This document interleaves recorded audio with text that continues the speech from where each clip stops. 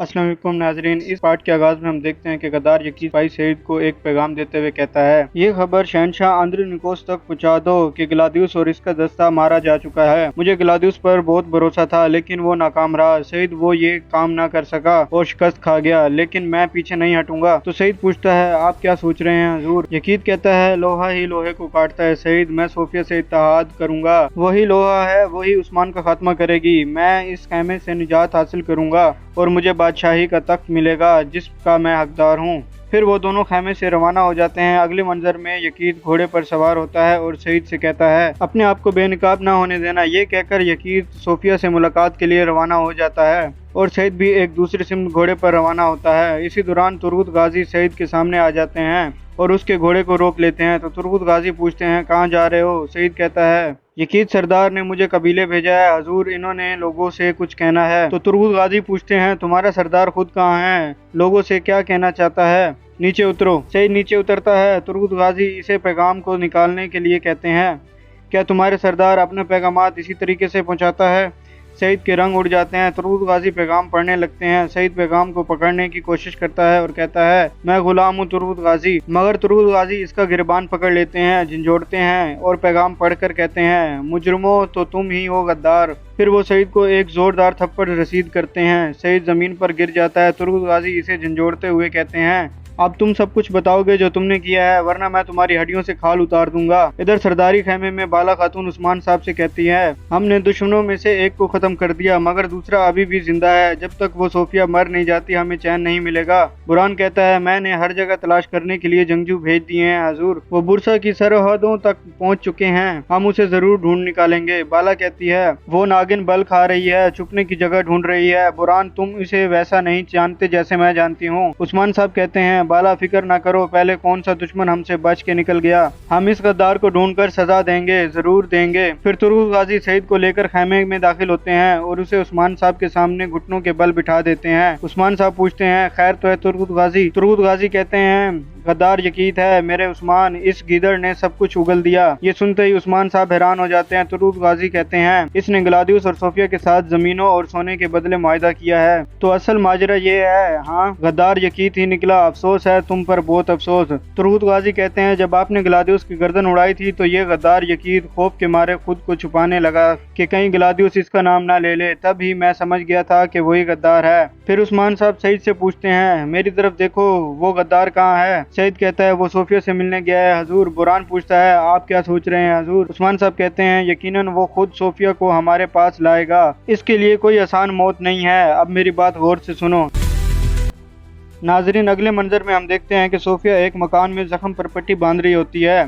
तभी इससे बाहर से आहट महसूस होती है। जैसे ही यकीन अंदर दाखिल होता है, सोफिया फौरन खंजर इसकी गर्दन पर रख देती है। यकीन कहता है, सोफिया ये जगह मुझे ग्लादियुस ने बताई थी। सोफिया कहती है, ग्लादियुस? यकीन कहता है, वो मर चुका है, उस्मान ने इसकी जान ले ली। ये सुनकर सोफिया हक्का बक्का रह जाती है, खंजर पीछे हटा लेती है। यकीन कहता है, हाँ ऐसा ही है। सोफिया कहती है, उस्मान मैं कसम खाती हूँ तुझे और बाला को अपने हाथों से मारूंगी। यकीन कहता है, सोफिया अगर इजाजत हो तो मैं तुम्हारे काम में शिरक होना चाहता हूँ। ग्लादियुस मर चुका है मगर मेरा मामला अभी खत्म नहीं हुआ। सोफिया कहती है, वो ठीक कहता था। यकीन हैरानी से पूछता है, क्या बात है, क्या ठीक कहता था? सोफिया कहती है, हम मिलकर उस्मान के लिए जाल बिछाएंगे, तुम मुझे इसके हर कदम की खबर दोगे। यकीन कहता है, वो कबीले में फतह का जश्न मना रहा है, सरदार इसके गिर्द परवानों की तरह घूम रहे हैं, इनमें से ज्यादातर चापलूस हैं जो खुद को मेरा भाई कहते हैं। सोफिया कहती है, वो सब इसका हिसाब देंगे। फिर सोफिया यकीन से पूछती है, इंतकाम के लिए? यकीन कहता है, हाँ। सोफिया कहती है, क्या तुम सब कुछ कुर्बान करोगे अपने भाई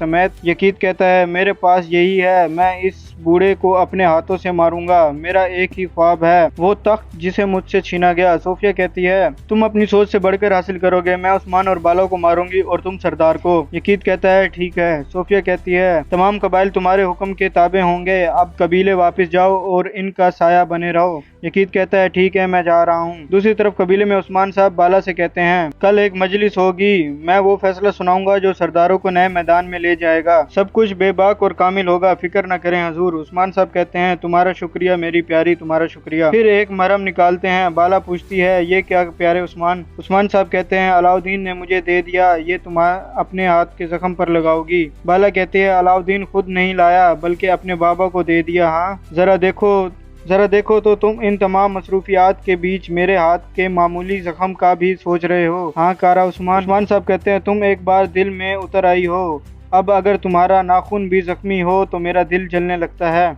उस्मान साहब मरहम लगाते हैं और पूछते हैं, दर्द तो नहीं हो रहा? बाला कहती है, तकलीफ हुई मगर अब बेहतर है। उस्मान साहब कहते हैं, तो बस यही था? हाँ मेरी तरफ देखो, तुम इतनी परेशान क्यों हो बाला? बाला कहती है, उस्मान सोफिया अगर हमारा मंसूबा नाकाम हो गया तो? उस्मान साहब पूछते हैं, क्या तुम्हें मुझ पर भरोसा नहीं? बाला कहती है, मैंने कब तुम पर यकीन नहीं किया कारा उस्मान। अगर कहा जाए कि इस दरवाजे के पीछे मौत है तब भी मैं तुम्हें तनहा नहीं छोड़ूंगी, तुम्हारा हाथ थाम कर दुश्मन पर हमला करूंगी। उस्मान साहब कहते हैं, तुम बिल्कुल फिक्र न करो, मैं इसे तुम्हारे साथ कुछ करने से रोकने के लिए हर मुमकिन कोशिश करूंगा। बाला कहती है, मसला मैं नहीं उस्मान बल्कि हम हैं। आखिरकार हमारे सामने एक सांप खड़ा है, हम उसके इरादे नहीं भांप सकते, तुम ये खूब जानते हो। उस्मान साहब कहते हैं, सोफिया के पास ज्यादा वक्त नहीं है, मैं ऐसा मंसूबा बनाऊंगा कि ना यकीन बचेगा और ना ही सोफिया। बिल्कुल फिक्र ना करो। बाला कहती है, अल्लाह हमें सुरखरू करे हुजूर, हमारे घर और हमारे कबीले में अमन और खुशी हो। उस्मान साहब कहते हैं, आमीन आमीन। आखिर में यकीन सईद से पूछता है कि तुमने क्या किया,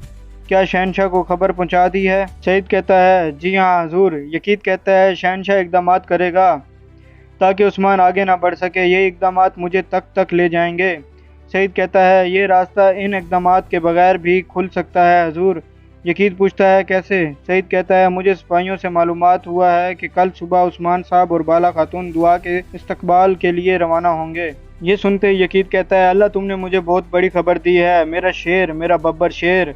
ये समझते हैं कि ग्लादियुस को मार कर सुकून पा जाएंगे, लेकिन ये गलतफहमी इन्हें मौत के घाट उतार देगी। वो नहीं जानते कि सोफिया बुरसा में है, चलो ताकि वो भी ये खबर जान सकें। जाओ। सईद कहता है, जैसे आपका हुक्म हुजूर, और वो खेमे से रवाना हो जाता है। यकीन बैठ जाता है और कहता है, कल सोफिया उस्मान को मार डालेगी और मैं अपने भाई को, जिसके साए में मैं बरसों से सड़ रहा हूँ, अब वक्त आ गया है कि तुम मेरा शिकार बनो। और नाजरीन, इसी जगह पर इस पार्ट का इख्तिताम होता है। मिलते हैं नेक्स्ट पार्ट में।